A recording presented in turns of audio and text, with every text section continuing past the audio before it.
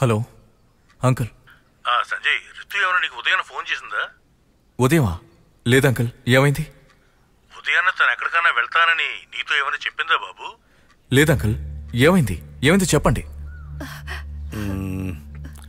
అమ్మాయి ప్రొద్దు నుంచి కనిపించడం లేదు బాబు.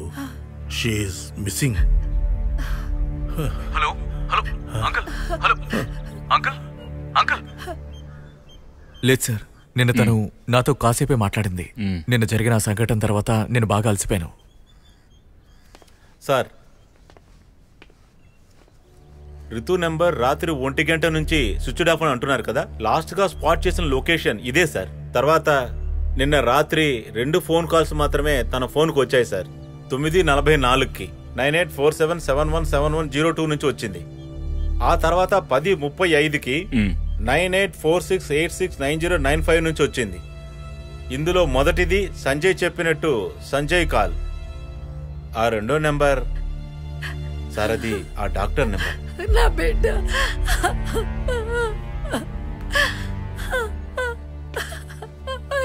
అమీర్, ఆ డాక్టర్ కాల్ లొకేషన్ దొరికిందా?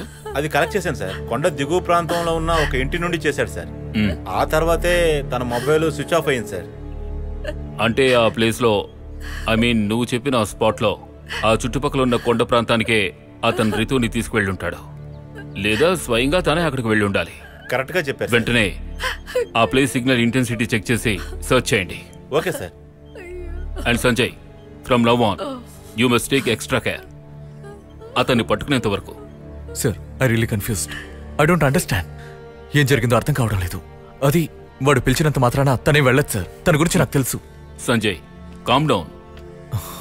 ఏం జరిగిందో మనకు తెలియదు కదా. Be safe first of all. ఇలాంటి సమయంలో బాధపడకండి, భయపడకండి అని చెప్పడంలో అర్థం లేదని నాకు తెలుసు. మాకు వీలైనంత త్వరగా మేము వాళ్ల కోసం వెతుకుతాం. వీలైనంత త్వరలోనే రితుని మేము కనిపెడతాం.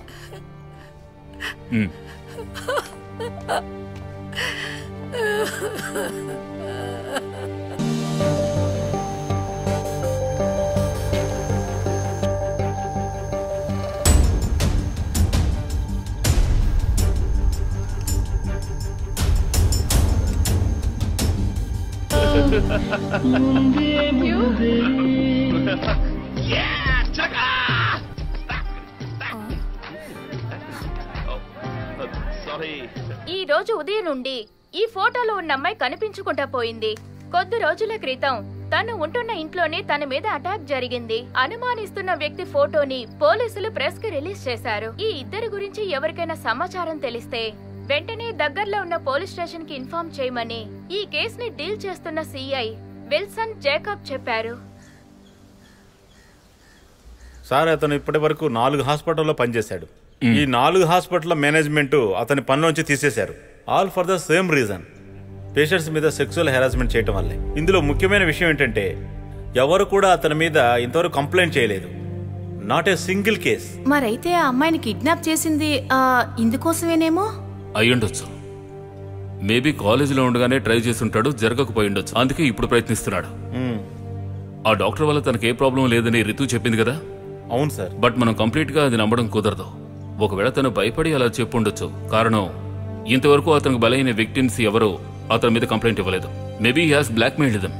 ఈ రితుకి, డాక్టర్ కి, అలాగే అతని మిగిలిన స్టూడెంట్స్ కి సస్పీషియస్ గా ఏమైనా ఇన్సిడెంట్స్ హాస్పిటల్లో జరిగాయని ఇంకొకసారి వెళ్ళి డీటెయిల్ గా ఎంక్వైరీ చేసిరా.